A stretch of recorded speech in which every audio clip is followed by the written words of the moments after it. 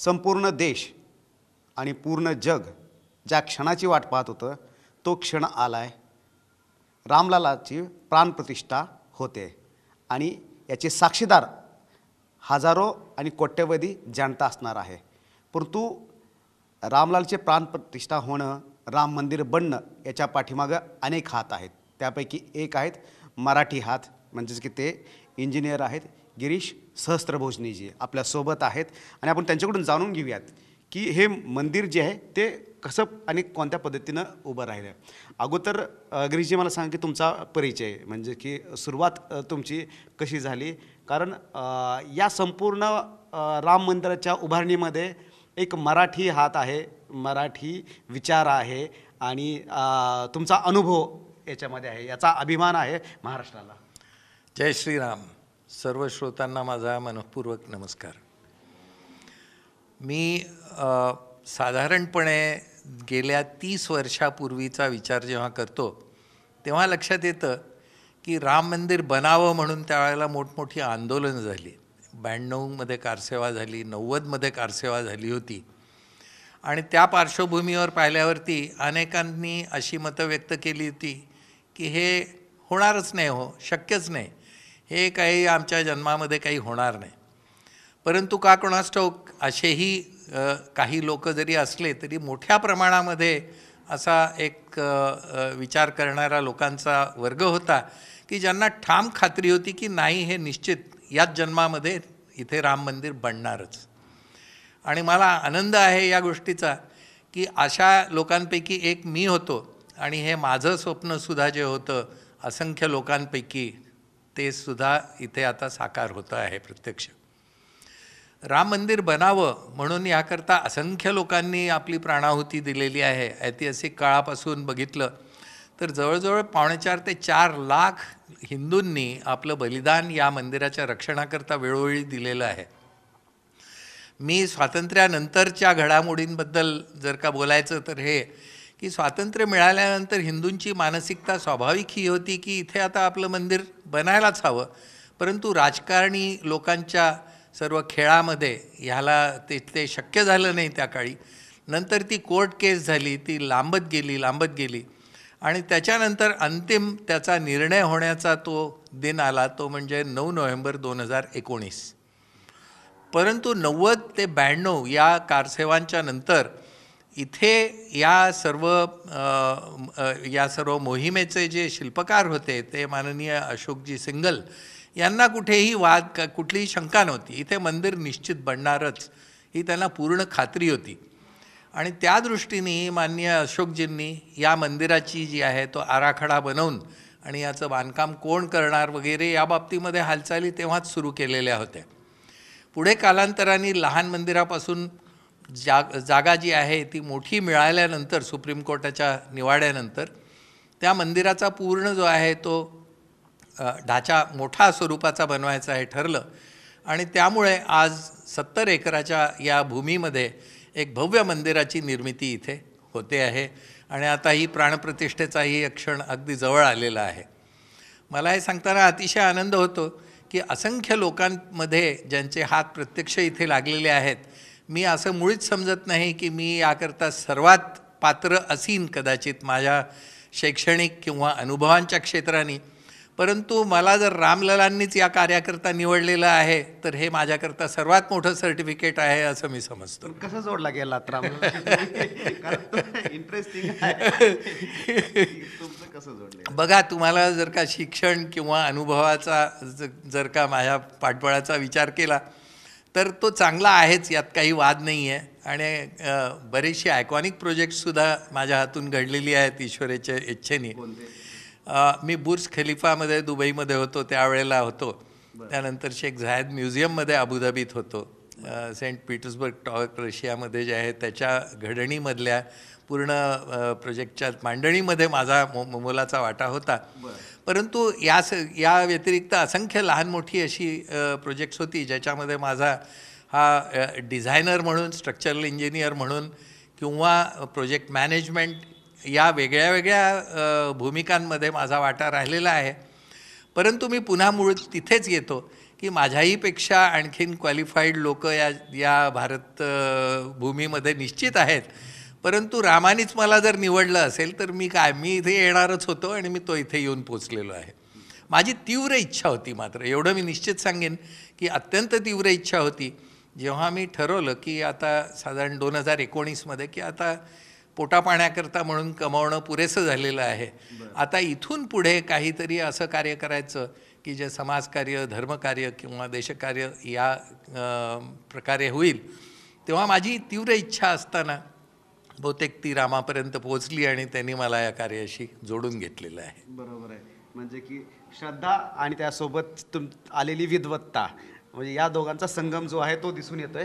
परंतु मला सांगा की मग ही सुरुवात कशी झाली, किती वर्षापूर्वी तुम्ही जोडला गेलात आणि नंतर मग राम मंदिराचा पाया जो आहे त्या संदर्भामध्ये आम्हाला सांगा. मला असं वाटतं की माणसाचे मूलभूत संस्कार हे बाळपणापासून जे असतात ते यामध्ये निश्चितच असले पाहिजेत.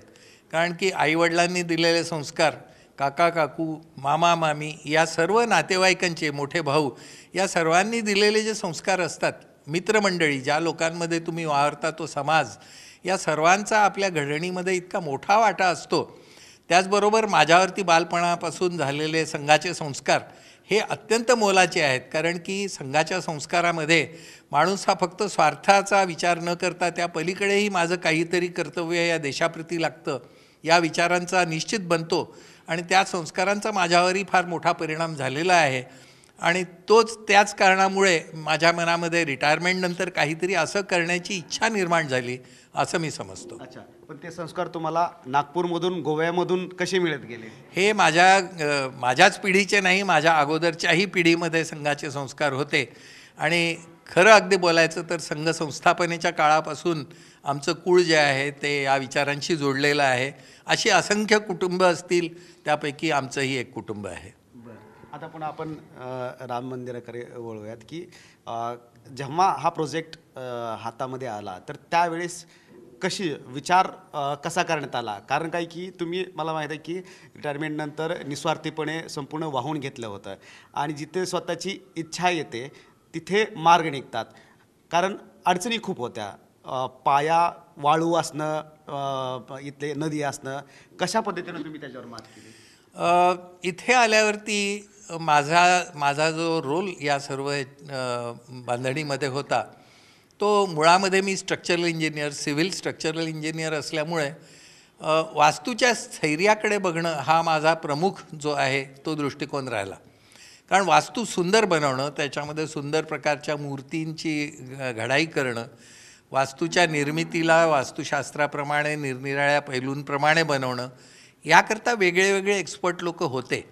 परंतु मी स्ट्रक्चरल इंजिनियर असल्यामुळे माझी भूमिका ही या मंदिराला जी आवश्यक अशी स्टेबिलिटी आहे ती देण्याकरता म्हणून राहिलेला आहे. आता एक गोष्ट समजायला हवी की जेव्हा तुम्ही म्हणालात त्याप्रमाणे सर्व देशाचं लक्ष या वास्तूकडे आहे, एवढंच नाही तर आज जगाचं लक्ष पूर्ण राम मंदिराकडे आहे, तेव्हा अशा महत्त्वाच्या वास्तूच्या निर्मितीकरता सर्वात मोठा जर का चॅलेंज कोणता म्हटला असेल तर अशा अत्यंत उच्च अपेक्षांशी धरून त्यानुसार बांधकाम इथे करणं आणि असं मंदिर की जे निदान 1000 ते 2-2.5 वर्षापर्यंत टिकेल असं बनवणं हा सर्वात पहिला जो आहे तो आमच्यासमोर असलेला चॅलेंज होता. आणि मग त्या अनुषंगाने निरनिराळे जे काय इथे आलेले प्रॉब्लेम्स होते, जे कोणत्याही प्रकल्पामध्ये काही ना काही अडचणी असतातच, तशा या प्रकल्पामध्ये ज्या काय अडचणी होत्या त्यावर मात कोणत्या दृष्टिकोनातून करायच्या हे ठरलं. अगदी मी एक साधं उदाहरण देतो की एखादी चिमणी किंवा कावळा जेव्हा आपलं घरटं बनवते त्यावेळेला त्या पक्ष्यांनी आपल्या स्वतःच्या लाईफ स्केलचा विचार केला असतो की माझं आयुष्य किती आहे. साधारणपणे ते एका पावसाळ्यापलीकडे आपल्या घरट्याचं आयुष्य धरून चालत नाहीत. परंतु मनुष्याचं जर का लाईफ स्केल आपण पाहिलं तर सरासरी धरून चालूया 70 वर्ष ते 80 वर्ष जर मनुष्याचं सरासरी आयुर्विमान बघितलं तर मनुष्य वस्ती जिथे असते तिथे माणसं जी आपली घरं बांधतात त्यांचं आयु काय असतं, साधारण एक पिढी ते 2 पिढ्या, साधारण 2 पिढ्यांच्या पलीकडे आज कोणतीही वास्तू फारशी टिकत नाही. कारण लोकसंख्या वाढते त्याप्रमाणे जुन्या वास्तू पाडून नव्यासुद्धा बनतात. परंतु ज्यावेळेला आपण मंदिर बनवतो ज्याच्यावरती इतक्या असंख्य लोकांचं आणि जगाचं लक्ष आहे, तेव्हा ती वास्तू ही केवळ 1-2 पिढ्या 3 पिढ्यांची टिकून चालणार नाही आहे. त्यामुळे अर्थातच ती वास्तू ही 1000 वर्षापेक्षा अधिक टिकेल अशी सुंदर वास्तू इथे बनणं हे आवश्यक होतं. म्हणजे मुळामध्ये नुसती ती वास्तू सुंदर नाही तर ती स्थिर कशी राहील इतक्या वर्षाकरता, हा एक सर्वात मोठा याच्या मागचा विचाराचा दृष्टिकोन आमचा होता. या वास्तूमध्ये काय काय अडचणी येऊ शकतात त्या आम्ही बघितल्या आणि मग त्याच्यावर आम्ही त्याप्रमाणे मात करत गेलो आणि त्याचे सोल्युशन्स आम्ही काढले. अडचणी आल्या? सर्वप्रथम हे लक्षात घ्या, आपल्याला माहिती आहे शरयू तीरावरी अयोध्या नगरी. तर अयोध्या नगरी जी आहे तिच्या सध्याच्या मंदिराच्या लोकेशनपासून जवळजवळ केवळ अर्ध्या किलोमीटर पश्चिम दिशेला शरयू नदी वाहते. आता शरयू नदी ही तिबेटमधून निघते आणि तिथून ती उत्तराखंड, नेपाळ, उत्तराखंड आणि उत्तर प्रदेशमध्ये येऊन आणि ती शेवटी पाटण्याजवळ, पाटण्यापासून 55-58 किलोमीटर अलीकडे ती गंगा नदीमध्ये मिळते. आणि गंगा नदीला मिळणाऱ्या उपनद्यांपैकी सर्वात प्रचंड मोठी अशी ही पेरिनियल नदी आहे शरयू नदी. तेव्हा ही बारमाही ओघवती अशी प्रचंड मोठी नदी आहे. ही नदी जेव्हा मंदिराच्या अगदी जवळून इथे वाहते त्यावेळेला अर्थातच त्या नदीबरोबर येणारा जो गाळ आहे मोठ्या प्रमाणामध्ये तो सुद्धा अयोध्येच्या बाहेर, नगराच्या बाहेरच्या बाजूला हा जमत गेलेला आहे. ज्यावेळेला या इथल्या मातीचं परीक्षण केलं गेलं त्यावेळेला हे लक्षात आलं की मोठ्या प्रमाणामध्ये इथे असलेल्या मातीमध्ये अभ्रक आहे आणि अशा प्रकारचा गाळ असलेली ही माती आहे. तेव्हा अशा मातीमध्ये अर्थातच मंदिर काही बनवू शकत नव्हतं. इथे पाईल फाउंडेशनचा विचार केला गेला, परंतु ती माती इतकी कमजोर होती. आणि दुसरी गोष्ट म्हणजे पाईल फाउंडेशनमध्ये आम्हाला लोखंड वापरावं लागलं असतं. परंतु मंदिर जे आहे ते वास्तुशास्त्राच्या दृष्टीने महत्त्वाचं आहे, कारण मंदिर हे काही एखादं साईट सीइंगचं असं स्थळ नाही आहे. मंदिर हे उपासनेचं आणि आध्यात्मिक ऊर्जेचं असं स्थळ आहे. त्यामुळे वास्तूच्या दृष्टीने ते जे काय सांगण्यात आलेलं आहे ते हे आहे की लोखंड हे निगेटिव्ह एनर्जी असलेलं असं एलिमेंट आहे. त्यामुळे लोखंडाचा वापर निर्मितीमध्ये कुठेही करायचा नाही. जर लोखंड नाही वापरायचं तर पाईल फाउंडेशन अर्थातच बाद झालं, कारण पाईल फाउंडेशनमध्ये लोखंड हे वापरल्याच जातं, त्याशिवाय पाईल्स होत नाहीत. अशीही चर्चा झाली की लोखंडाच्या ऐवजी स्टेनलेस स्टील वापरायचं का, किंवा आणखीन कार्बन रॉड्स वापरायचे का, किंवा आणखीन फायबर ग्लासचे रॉड्स वापरायचे का. परंतु ते काहीही पुढे सरकलं नाही. याचं कारण महत्त्वाचं हे आहे की हे मटेरियल शेवटी एक प्रकारे कॉम्पोजिट मटेरियल होतं आणि या कोणत्याही मटेरियलला हा 1-2 शतकाच्या पलीकडे टिकण्याची कोणतीही हमी आजपर्यंत प्रूव्ह झालेली नाही आहे. हे प्रूव्ह झालेली नाही हे मी अधोरेखित करतो, कारण की जशी जुनी मंदिरं ही शेकडो वर्ष टिकलेली आहेत तशी ही शेकडो वर्ष किंवा 1000 वर्ष टिकलेली ही अशी कॉम्पोजिट मटेरियलची कोणतीही वास्तू आपल्याला दिसत नाही. त्यामुळे असं कोणतंही मटेरियल इथे प्रयोगासारखं वापरणं हे काही या मंदिराच्या हमी करता उचित नाही, हा आम्ही निष्कर्ष घेतला आणि म्हणून पाईल फाउंडेशन तिथून बाद झालं. मग कोणचं उरलं तर जे ट्रॅडिशनल स्प्रेड फाउंडेशनची पद्धत आहे ते करायचं इथे ठरलं. आणि त्याकरता इथे असलेली मूळ जी वाळू होती ती पूर्णपणे आम्ही काढून रिप्लेस केली. ही वाळू जी आहे ती मी तुम्हाला सांगितलं तशी अतिशय कमजोर अशी आणि लो बेरिंग कॅपॅसिटी असलेली ही वाळू होती, ती आम्ही काढली आणि त्याच्या जागी आम्ही सॉईल रिप्लेसमेंट म्हणून ग्रॅन्युलर जास्ती अशी वाळू आणि खडी किंवा गिट्टी याचं मिश्रण आम्ही केलं आणि ते आम्ही पूर्णपणे या फाउंडेशनच्या भागामध्ये भरून काढलं. जवळजवळ 8.5 ते 9 एकर भागामध्ये आम्ही असं बेसिनच्या आकाराचं खोदकाम पूर्ण केलं आणि ते जवळजवळ 40 फूट खाली त्या काळी म्हणजे 12 मीटर जवळजवळ खाली आम्ही खोदकाम केलं. त्या खोदकामामध्ये हे सर्व जे आहे वेगळ्या वेगळ्या आम्हाला जुन्या मंदिरांचे अवशेषसुद्धा सापडले. आत्ता सापडलेले आहेत ते जे सापडले जे म्युझियममध्ये इथून ठेवल्या जातील. आणि निर्विवादपणे हे सिद्ध झालंच, अर्थात आम्हाला हे कळतच होतं परंतु ते आता आणखीन सिद्ध झालं की या ठिकाणी दुसरे काहीही नसून केवळ विष्णुहरी म्हणजे विष्णूच्या अवताराचं इथे जे आहे ते पूर्वापासून मंदिर राहिलेलं आहे. तर ह्याच्यामध्ये जे आहे ते मेघसेतूचं एक सापडलं, स्कंदगुप्ताचं सापडलं, विक्रमादित्याचं सापडलं. त्याच्याही खाली आणखीन आम्हाला अवशेष चंद्रगुप्ताच्या काळाचे जे आहेत तेही सापडले. आणि आम्ही जवळजवळ शरयू नदीच्या पात्राच्या लेव्हलला खाली गेलो. त्याहून खाली आणखीन फाउंडेशन नेण्यामध्ये काही अर्थ नव्हता. माती जी आहे ती पुरेशी आम्हाला हवी तेवढी मजबूत सापडलेली होती. आणि मग तिथून आम्ही हे रिप्लेसमेंट सॉईल जी आहे ते आम्ही भरत आम्ही पूर्ण जमिनीच्या लेवलपर्यंत आलो. किती वाळू काढली होती त्या? ही जी आहे ती प्रचंड, आता म्हणजे 8.5 एकरावरती जर 12 मीटर खोल, तर तुम्ही कल्पना करा काय आहे ते. एक मोठा प्रचंड अशी ओपन कास्ट माईन असावी तशासारखं हे सर्व दिसत होतं. आणि मग ती सगळी काढून केवळ वाळूनी किंवा खडीनी नुसतं जर भरलं तर त्याला ज्यावेळेला कॉम्पॅक्शन करतो त्यावेळेला ते पुन्हा इथे तुम्ही कॉम्पॅक्ट केलं की पलीकडचं लूज होतं. त्यामुळे तसं न करता आम्ही त्यामध्ये अगदी नाममात्र असं सिमेंट आम्ही घातलं आणि फ्लॅश आम्ही त्याच्यामध्ये घातली. आणि हे जेणेकरून आम्हाला काम करण्यामध्ये सुविधा व्हावी आणि कामाची प्रती चांगली व्हावी याकरता म्हणून आम्ही रोलर कॉम्पॅक्टेड कॉन्क्रीटनी ते भरून काढलं. ह्याचं जे डिझाईन आहे ते IIT चेन्नईनी केलं. मला एक गोष्ट आनंदाने सांगावीशी वाटते की इथे जरी मी इथे डिझाईन अँड कन्स्ट्रक्शन मॅनेजर या दृष्टीने मी इथे आहे ट्रस्टच्या वतीने, तरीसुद्धा यामध्ये मी जर का म्हटलं की माझाच रोल आहे तर ते अतिशय अपरिपक्व असं माझं विधान होईल. असंख्य लोकांचे इथे हात लागलेले आहेत. त्यापैकी विविध IITs जे आहेत, IIT मुंबई, IIT चेन्नई, त्यानंतर IIT कानपूर आहे, नंतर IIT गुवाहाटी आहे, त्यानंतर CBRI आहे, NGRI आहे. या अशा अनेक संस्थांचे हात इथे लागलेले आहेत. पण हा जो पाया रचण्यात आला होता तर त्यावेळेस जे खडक बनवण्यात आला आणि त्याचे थर जे लेयर होते ते कशा पद्धतीने बनवण्यात आलेले आहेत आणि खाली जी पोकळी होती मग ती पोकळी कशी भरून काढली? कारण चारही बाजूने शेवटी रेती होती, तर मग ते थांबवली कशी तुम्ही चारही बाजूने? आम्ही पूर्णपणे हे मी तुम्हाला जसं सांगितलं 8.5 ते 9 एकरामध्ये आम्ही असं इन्व्हर्टेड पिरॅमिड बेसिन, फ्लॅट बॅटॉम असलेलं बेसिन या प्रकारे हे सर्व खणून काढलं.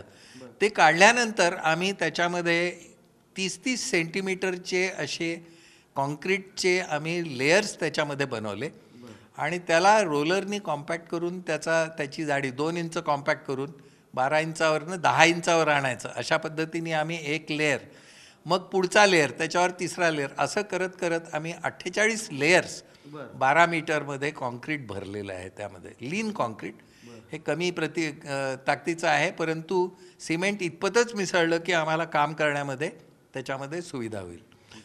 आणि हे सगळं भरून आम्ही काढल्यानंतर मग ह्याच्यावर आम्ही प्लिंथ बनवली, जी लोअर प्लिंथ आहे ती. याच्यावर एक राफ्ट घेतला कॉन्क्रीटचा आणि तो राफ्ट आहे तो 1.5 मीटर जाडीचा थर आम्ही ह्याच्यावरती घेतला. यापेक्षा आणखीन वरती 1.5 मीटर ही नॉर्मल जमिनीची फॉर्मेशन लेवल आहे. परंतु आम्ही या राफ्टच्या वर 6 मीटर उंचीचं ग्रॅनाईटचं आम्ही लोअर प्लिंथ बनवली. हा ग्रॅनाईट जो आहे तो हार्डेस्ट रॉक जो समजला जातो, इग्नियस फॅमिलीचा हा दगड आहे आणि ह्याची ही लोअर प्लिंथ मंदिराची बनली. त्याच्यावर आणखीन 1.5 मीटर ही अपर प्लिंथ बनली आणि अपर प्लिंथचा जो वरचा सगळा भाग आहे त्याच्यावरती मार्बलचं फ्लोरिंग बनवण्यात आलेलं आहे. अशा पद्धतीचं हे काम आहे. आणि या मंदिराच्या चारी बाजूला परकोटा आहे. परकोटा म्हणजे एक प्रदक्षिणा मार्ग आणि तो सुद्धा भव्य आहे. मंदिराची लांबी पूर्व पश्चिम 116 मीटर आणि उत्तर दक्षिण त्याची रुंदी 76 मीटर अशी आहे. त्याच्यानंतर परकोटा जो आहे त्याचा पूर्ण परिघ हा 638 मीटर आहे. पैकी लांबी त्याची जी आहे ती पूर्व पश्चिम 2 समांतर बाजू या आहेत 178 मीटर. अशा प्रकारचा हा विशाल असा परिक्रमेचा मार्ग आहे मंदिराच्या भोवती, ज्याला परकोटा म्हणतात. या मंदिराला परकोट्याच्या पूर्वेच्या बाजूनी प्रवेशद्वार आहे. या प्रवेशद्वाराला तुम्ही बघालच, नाव काय दिलं होतं त्या प्रवेशद्वाराला? या प्रवेशद्वाराला नाव नाही आहे, सिंहद्वार जे म्हणतो आपण. तिथून आतमध्ये आल्यावरती मग तुम्हाला साधारणपणे 25-26 मीटर चालत गेल्यावर पूर्वेकडनं मंदिराच्या पायऱ्या सुरू होतात. त्यानंतर मग मंदिर सुरू होतं. त्या पायऱ्या चढून गेल्यावर पूर्ण सुंदर पांढऱ्या मार्बलमध्ये या सर्व फरशी आहे. त्यानंतर मंदिराचं प्रवेशाचं मुख्य 2 खांब, तिथून आत तुम्ही गेलात की नंतर पहिला निरनिराळे 5 मंडप लागतात. त्यापैकी एक नृत्य मंडप, त्यानंतर मंडपानंतर गृहमंडप, मग गृहमंडपाच्या उत्तरेला कीर्तन मंडप आणि दक्षिणेला गृहमंडपाच्या हे उपासना मंडप, अशी 5 मंडप आहेत. हे मंडप म्हणजे अष्टकोनी हॉल्स तुम्ही समजा. आणि मग या या सर्वाच्या पश्चिम दिशेला म्हणजे गृहमंडपाच्या पश्चिमेला हे गर्भगृह आहे. तर हे गर्भगृह जे आहे ते म्हणजे प्रत्यक्ष रामललाची मूर्ती विग्रह जिथे स्थापन होईल ते स्थान. ग्राउंड फ्लोअर फर्स्ट आणि याला आहे ते रामललाची मूर्तीचा विग्रह तिथे स्थापन होईल. त्यानंतर वरती फर्स्ट फ्लोअरला बरोबर या गर्भगृहाच्या वरच दुसरं गर्भगृह आहे, परंतु तिथे राम दरबार या स्वरूपामध्ये रामाचं जे आहे ते दर्शन होईल. रामलला म्हणजे साधारण 6 वर्ष 5 वर्ष या वयाच्या बालकाचं हे मंदिर आहे, कारण हे जन्मस्थान आहे रामाचं. निर्विवाद हे रामाचं जन्मस्थान आहे. तेव्हा इथे रामललाचं मंदिर बनणार ग्राउंड फ्लोअरवरती. परंतु पुढे राम राजासुद्धा आहे. त्यावेळेला राज्याभिषेक झाल्यानंतर राजा रामांचं हे गर्भगृह जे आहे ते फर्स्ट फ्लोअरला होईल. तिथे राम, सीता, लक्ष्मण, नंतर भरत, शत्रुघ्न आणि हनुमंत अशा सर्वांचा मिळून तो एक दरबार जो आहे ते गर्भगृह या ग्राउंड फ्लोअरच्या गर्भगृहाच्या बरोबर वरतीच असेल. परंतु ग्राउंड फ्लोअरमधनं तुम्ही जेव्हा या गर्भगृहाला बघाल रामललाच्या, जे तुम्हाला नॉर्मली बघता येत नाही परंतु माहिती म्हणून सांगतो, ते सुद्धा घुमटाकार आहे. कारण तिथे फ्लॅट अशा पद्धतीचं जर का स्लॅब्स दिलेल्या असत्या तर त्या चांगल्या दिसल्या नसत्या. परंतु त्या घुमटाच्या वरती दगडाच्या पांढऱ्या लाद्या फ्लॅट लाद्या टाकून आणि फर्स्ट फ्लोअरच्या मंदिराची प्लिंथ तयार झालेली आहे. आणि मग त्या मंदिरात तिथे राजा जो आहे त्याचा मग गर्भगृह तिथे आहे. असं हे फर्स्ट फ्लोअरसुद्धा फार सुंदर आहे. ग्राउंड फ्लोअरला 166 खांब आहेत. फर्स्ट फ्लोअरला 132 खांब आहेत आणि 90 खांब हे सेकंड फ्लोअरला आहेत. असे सगळे खांब आहेत निरनिराळे. प्रत्येक खांबामध्ये जवळजवळ 16 मूर्ती या कोरलेल्या राहणार आहेत. त्यामध्ये देवकन्या राहतील, त्याच्यानंतर मग देव आणि देवी यांच्या मूर्ती राहतील. तर अशा प्रकारच्या या सर्व मूर्ती ह्या प्रत्यक्ष ऑन द स्पॉट कोरल्या जातात आहेत. कारण महत्त्वाचं असं आहे की खांबावर आधी मूर्ती कोरून आणि मग तो खांब आणून इथे एकदा जर बसवला तर त्या हँडलिंगमध्ये जर तो तुटला तर काय करायचं, त्याला काही पर्याय नाही. म्हणून प्रत्यक्ष इथे ऑन द स्पॉट कार्विंग मूर्तीचं चालू आहे. हे बनलेले आहेत, हे संपूर्ण कार्विंग जे करले जात आहे. हो, हे कार्विंग होत आहे, हे अजून झालेलं नाही आहे आणि हेच सगळ्यात शेवटी संपणारं कार्य हे राहील. बाकी सर्व कार्य जी आहेत ती संपणार आहेत, परंतु कलाकाराला नाही म्हणतायत चाबूक घेऊन की बाबा ही मूर्ती 2 दिवसात तू पूर्ण कर. त्याला जो काय वेळ लागतो तो लागणारच आहे. तर ते जर धरलं तर मला असं वाटतं की 2025च्या शेवटापर्यंत झालं तर अतिशय म्हणजे फार मोठं टार्गेट आम्ही अचीव केलं असं म्हणायला पाहिजे. बरोबर. परंतु जे दुसरा मजला आहे तिथे काय असणार? म्हणजे मी म्हणेन फर्स्ट फ्लोअर झालं. सेकंड फ्लोअरला कोणाला अप्रोच नाही आहे.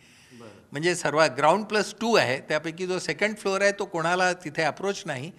हा वास्तूचं शिखर आहे वरती जे आहे ते. तर ही निरनिराळी शिखर आहेत, त्यापैकी गृहमंडपाचं शिखर राहील आणि जे गर्भगृह आहे त्याचं शिखर राहील. हा भाग आहे तो. आणि काही असा भाग त्यामध्ये राहील की जो त्या मंदिराच्या दृष्टीने आवश्यक पूजा सामग्री किंवा मंदिराच्या अपकीपच्या दृष्टीने हे जे काय सामान राहील ते केवळ तिथे ठेवल्या जाईल. तिथे सर्वसाधारण कोणीही जाऊ शकणार नाही. आणि नक्षीकाम जे असणार आहे ते कसं असणार आहे?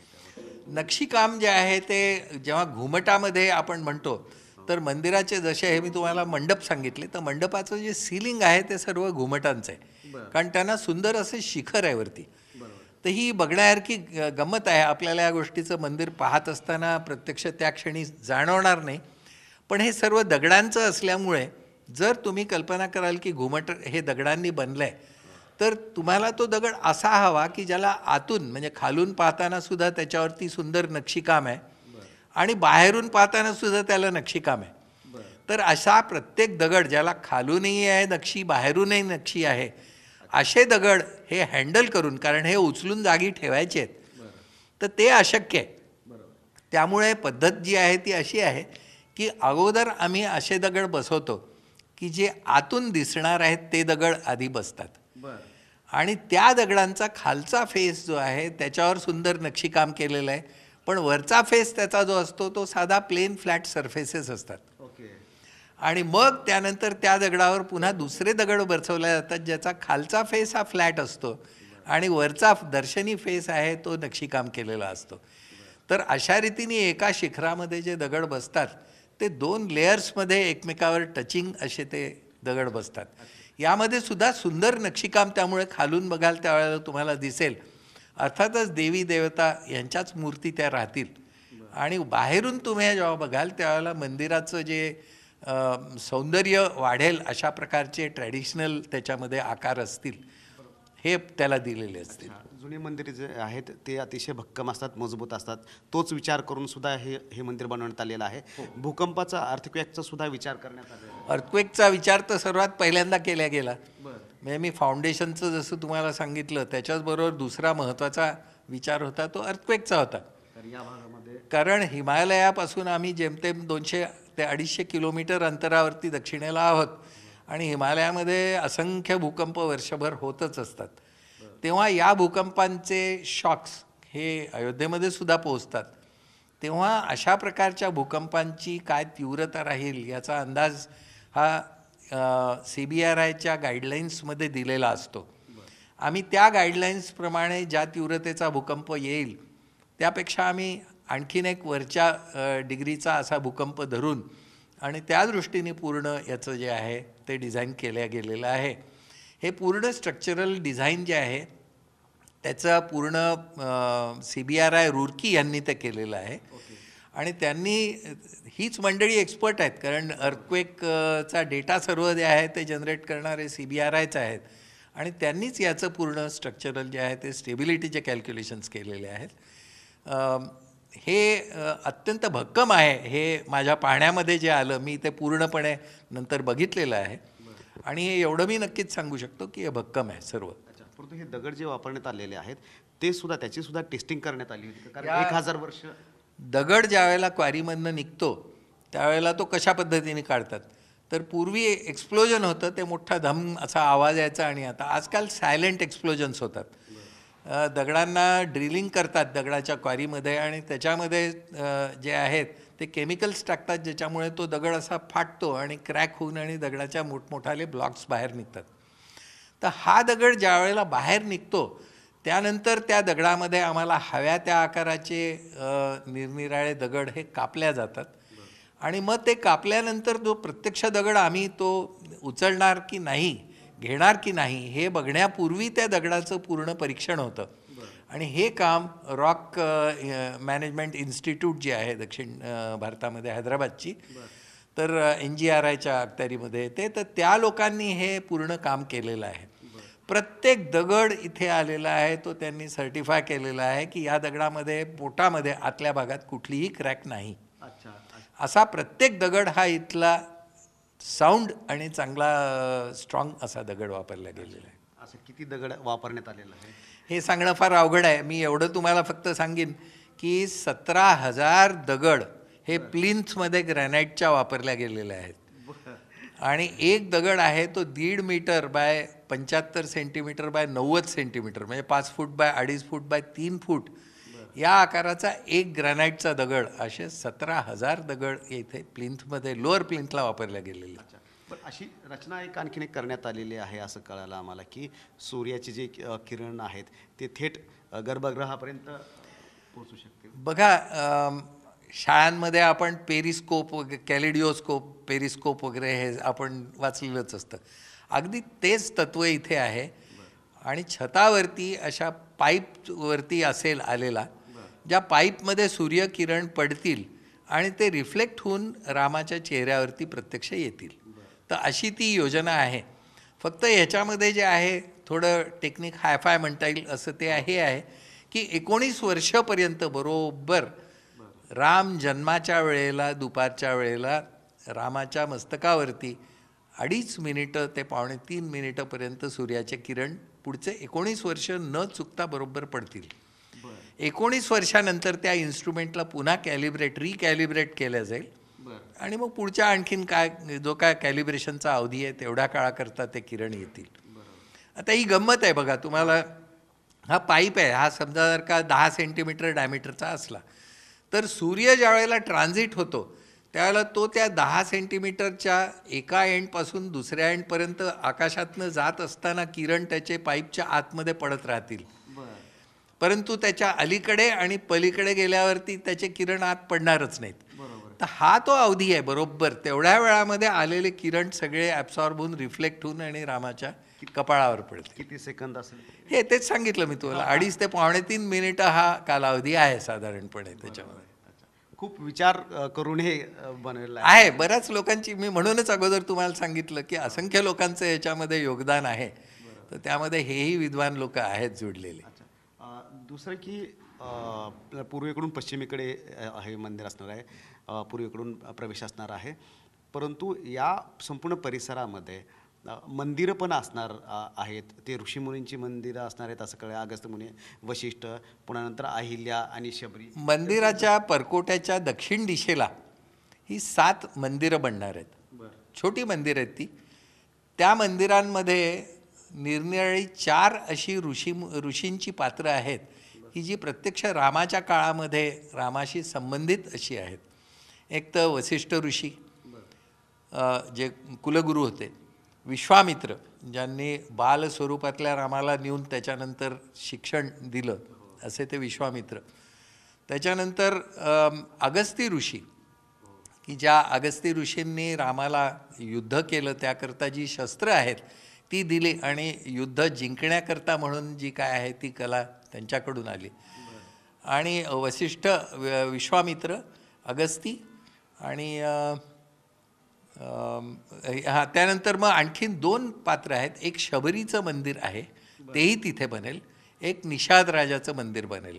ते अशी एकूण 7 मंदिरं आहेत. निषाद राजाचं मंदिर बनवण्यामागे कारण हे आहे की रामाचा वनवास सुरू झाल्यानंतर सर्वात प्रथम गंगा नदी पार करून आणि राम जे पुढे गेले तर ते करण्याकरता स्वतः प्रत्यक्ष राम राजा असून सुद्धा निषाद राजांनी हा मित्रत्वाच्या नात्याने आणि रामाचा पुढचा प्रवास जो आहे तो सुकर केलेला आहे. तेव्हा निषाद राजाचं फार मोठं योगदान रामाच्याही या पूर्ण रामायणामध्ये आहे. तेव्हा निषाद राजाचं सुद्धा मंदिर तिथं होणार आहे. शबरी मातेचं सुद्धा मंदिर होणार आहे. आणि शबरी ही वनवासी असलेली आणि रामाची निस्सीम भक्त असलेली. तर जसं तुम्हाला कल्पना असेल की राजा राम हा जरी धार्मिक आपला आपण दशावतारामध्ये मानतो तरी त्या पलीकडे आणखीन मोठं स्वरूप रामाचं मी तर म्हणेन ते म्हणजे त्याचा राष्ट्रपुरुष म्हणून आहे. राम हा आमचा राष्ट्रपुरुष आहे आणि राष्ट्रपुरुष म्हटल्यावरती तो एका विशिष्ट समुदायाचा किंवा एका विशिष्ट रिजनचा असा नसून सर्वसमावेशक असा तो राजा आहे. आणि त्यामुळे वनवासींचाही तो आहे, निरनिराळ्या आदिम जातींचाही तो आहे. आणि असं कुठेच नाही आहे की अमुक विशिष्ट समाजाचा किंवा विशिष्ट संप्रदायाचा तो देव आहे असं नाही. तर हा सर्व राष्ट्राचा राष्ट्रपुरुष आहे. वाल्मिकीचं सुद्धा मंदिर असणार आहे तिथे. हो, वाल्मिकी सुद्धा आहे तिथे. अच्छा. आणि जटायूचं पण जटायूचं स्मारक आहे तिथे. बरं. तर वाल्मिकी रामायण म्हणजे वाल्मिकी हे समकालीन होते रामाचे, हा त्यांचा महत्त्वाचा भाग आहे. त्यामुळे रामायण हे वाल्मिकींनी जे लिहिलं ते ऐतिहासिक स्वरूपामध्ये लिहिलेलं आहे. त्यामध्ये कुठेही भक्तिभाव किंवा एखाद्या भक्तांनी लिहिलेलं जे एखादं रामायण असावं अशा असंख्य प्रती रामायणाच्या पुढे तयार झाल्या. परंतु एकटं वाल्मिकी रामायण असं आहे, माझा प्रत्यक्ष अभ्यास नाही, मी जे काय ऐकलं आहे ते मी तुम्हाला सांगतो आहे की वाल्मिकी रामायण हे असं एकमेव आहे जे ऐतिहासिक स्वरूपामध्ये इतिहास लिहिल्यासारखं आहे. हे त्याचं आगळं वेगळं महत्त्व आहे. बरं, पण या मंदिराच्या परिसरामध्येच आम्ही ऐकलेलं की एक जंगल सुद्धा असल्यासारखी रचना. बरोबर. या रचना नाही, या जंगलामध्ये म्हणजे मी तुम्हाला आता ही 7 मंदिरं सांगितली. या 7 मंदिराच्या आणखीन दक्षिणाला गेलं की इथे कुबेर टीला म्हणून एक जागा आहे. हा त्यातल्या त्यात उंचवटा असलेला असा हा भाग आहे आणि ह्याच्यावरती जटायूचं स्मारक सुंदर बनलेलं आहे. ते पंचधातूचा असा विशाल जटायू तिथे बनवलेला आहे. तो तो तुम्हाला दिसेल, दुरूनच दिसेल तो. आणि त्याच्या आणखीन तुम्ही पश्चिमेला गेलात तर तिथे जुनं शंकराचं असं महादेवाची पिंड आहे, तर ते मंदिरसुद्धा आहे. आणि मग या कुबेर टिल्याच्या आणखीन दक्षिणेला हे जुनं नैसर्गिक असं असलेलं मोठं जंगल आहे. आता पूर्ण मोठं मी जेव्हा म्हणतो तेव्हा 70-70.5 एकरामध्ये उरलेल्या जागेमध्ये जे काय आहे ते, परंतु हे सांगण्यालायक आहे की रामायण काळामध्ये जी जवळजवळ 125 ते 126 निरनिराळ्या झाडांची वनस्पतीची ही वर्णनं वाल्मिकी रामायणामध्ये आलेली आहेत. त्यापैकी जवळजवळ 50 प्रतीची झाडं, वेगळ्या वेगळ्या प्रकारची झाडं त्या जंगलामध्ये आजही आहेत. प्रयत्न आमचा यापुढे हा आहे की इथून पुढे जे काय आर्बॉरिकल्चर किंवा वृक्षारोपण केल्या जाईल त्यामध्ये आम्ही त्यातली अनेक इतर वृक्ष जे आहेत जे नाहीत ते लावण्याचा प्रयत्न आहे. परंतु असं आहे की कालांतराने इथली माकडं किती टिकू देतील हाही एक प्रश्न आहे. इथे माकडांचा फार मोठा त्रास आहे, उपद्रव आहे. परंतु ते इथले मूळ निवासी आहेत असं आम्ही समजून चालतो आणि त्यांना आम्ही कुठल्याही प्रकारची हानी पोचवत नाही. अच्छा, परंतु हे जंगल जे असणार आहे ते किती परिसर असणार आहे? या जंगलाचा परिसर आहे तो सुमारे एकूण 70 एकरापैकी जवळजवळ 30% म्हणजे 21-22 एकरामध्ये हे बांधकाम आहे पूर्ण सगळं मिळून. उरलेल्या सगळ्या जागांमध्ये वृक्षारोपणच राहणार आहे निरनिराळ्या प्रकारचं.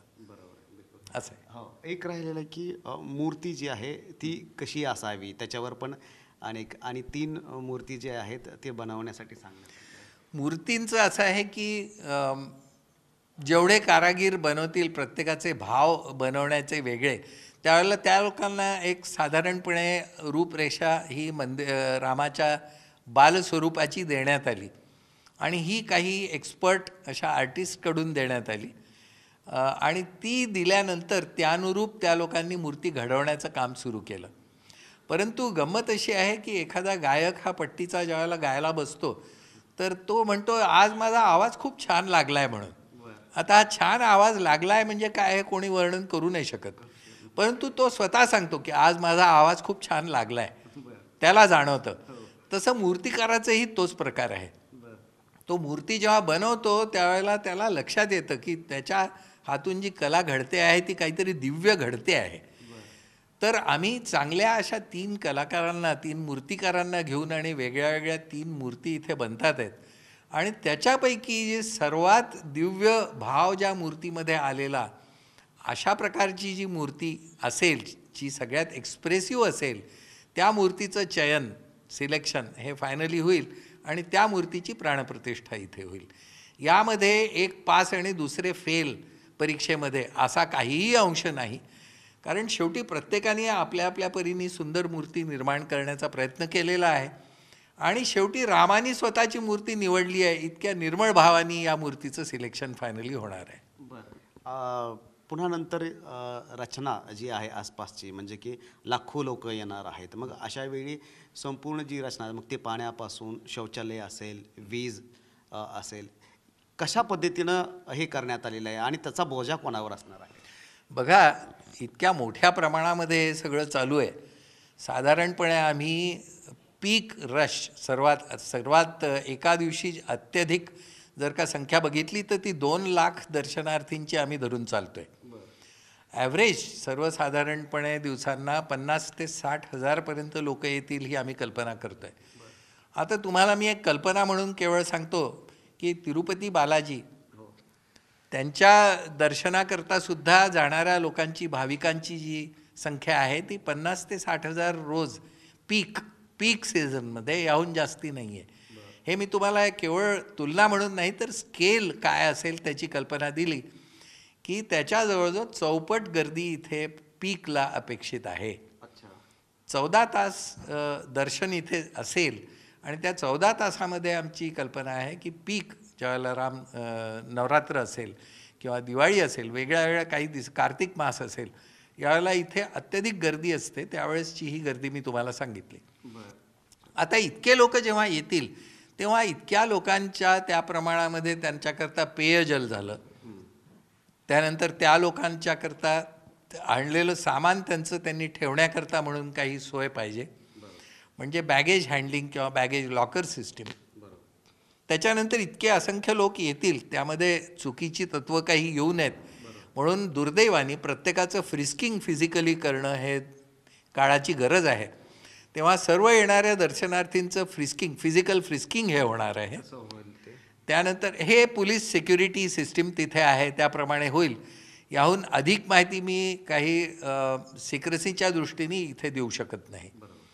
तर तिथे फिजिकल फ्रिस्किंग त्या लोकांचं होईल.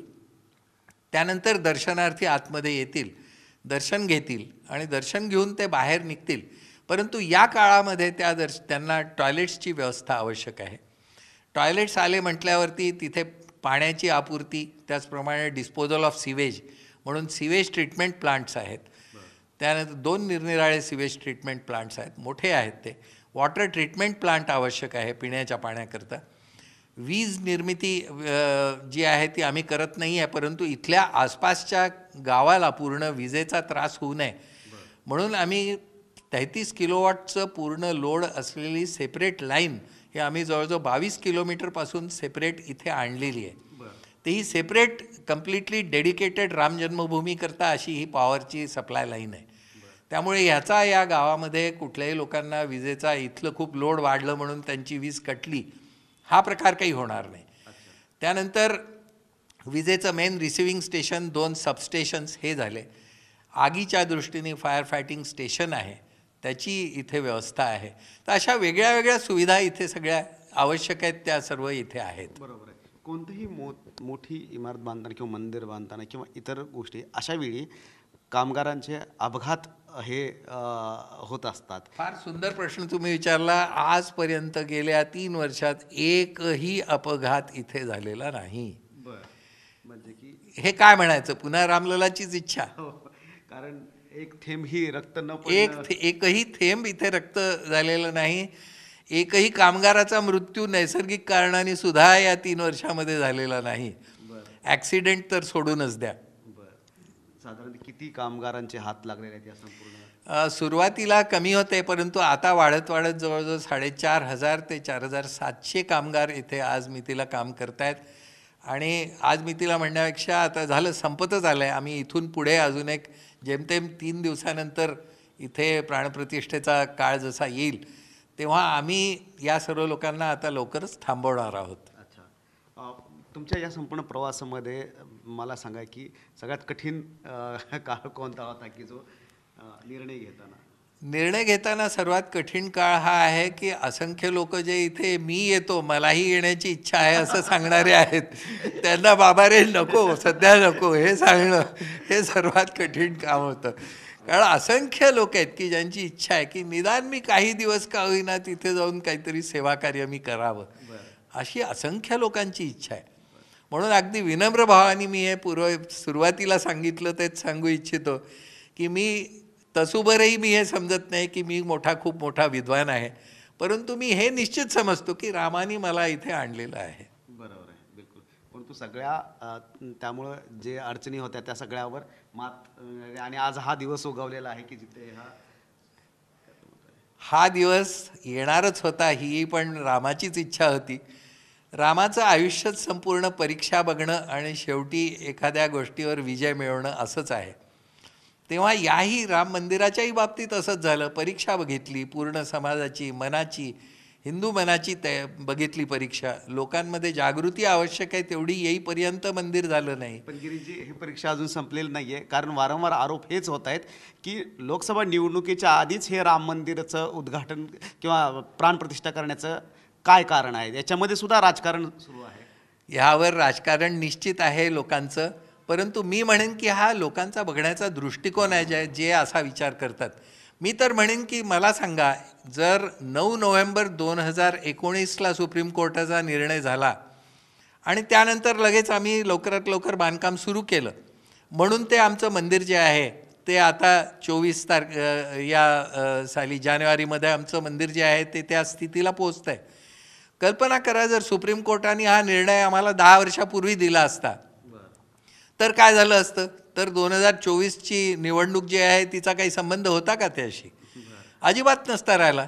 जर का 2015मध्ये जर का हा निर्णय आम्हाला मिळाला तर आमचं कदाचित मंदिर 18 किंवा 19मध्येच पूर्ण झालं असतं. तर त्याचा या निवडणुकीशी अर्थार्थी काही संबंध नाही. सुप्रीम कोर्टाचा निर्णय येण्यापूर्वी आम्ही मंदिर सुरू करू शकत होतो का बांधकाम? नव्हतो करू शकत. अर्थातच आम्ही मंदिराचं बांधकाम हे सुप्रीम कोर्टाच्या निर्णयानंतरच करणार होतो. मग कोणतंही प्रोजेक्ट ज्यावेळेला सुरू करतो त्यावेळेला त्याला काहीतरी एक निर्धारित कालावधी असतो की तेवढ्या कालावधीमध्ये ते मंदिर ते बांधकाम पूर्ण करायचं आहे. तसा आमचा निर्धारित कालावधी जो आहे त्यानुसार आम्ही पुढे जातो आहोत. लोकांनी जर त्याची ही सुतावरून स्वर्गाला गाठण्याची जर का व्याख्या जोडली की ह्याचा 2024च्या निवडणुकीशी संबंध आहे तर मी त्यांना फक्त नमस्कार करू शकतो. त्या पलीकडे काय. बरोबर आहे. बरं, मला एक विचारायचं आहे की कुटुंबामधून, कारण तुम्ही महत्त्वाच्या प्रोजेक्टवर काम करताय, ते आता पूर्ण झालं आहे, आनंद घरच्यांचा? अत्यानंद. माझ्या कुटुंबाला काय, माझे भाऊ, माझी पत्नी, माझी मुलगी, मुलगा, माझे असंख्य मित्र, आणि मी तर म्हणेन की माझ्या ओळखीचे, माझ्या अगदी थोडक्यात सुद्धा ज्यांचा संबंध आला त्यापैकी अनेक लोकांचे मला फोन कॉल्स येतात आणि ते अभिनंदन करतात आणि ते म्हणतात की आम्हाला तुझा अभिमान आहे. मला हे त्यांना सांगावं असं वाटतं की मी ह्यात काहीच करत नाही आहे. अभिमान बाळगण्यालायक माझ्याजवळ काहीही नाही. ही सगळी रामाची कृपा आहे ज्याच्यामुळे मी इथे आलेलो आहे आणि हे कार्य मी करतो आहे. धन्यवाद, तुम्ही आम्हाला एवढा वेळ दिला त्यासाठी. जय श्रीराम. आणि हे होते गिरीशजी की ज्यांनी अतिशय साध्या आणि सोप्या भाषेमध्ये सांगितलेलं आहे की कशा पद्धतीनं हे राम मंदिर उभं राहिलेलं आहे. वाद होत असतात, परंतु रामाला नेहमी परीक्षाच द्यावी लागलेली आहे आणि नंतर मात्र विजय प्राप्त झालेला आहे. परंतु 14 वर्ष वनवास झाला. हे मंदिर उभारण्यासाठी शेकडो वर्ष लागलेले आहेत आणि या प्राणप्रतिष्ठेच्या क्षणाकडे सर्व देशाचं नव्हे तर जगाचं लक्ष लागलेलं आहे. आणि त्यामध्ये गिरीशजी यांच्या रूपानं मराठी हातसुद्धा लागलेले आहेत. Cameraman Rajesh, Ramraj Shinde, Zee media, Ayodhya.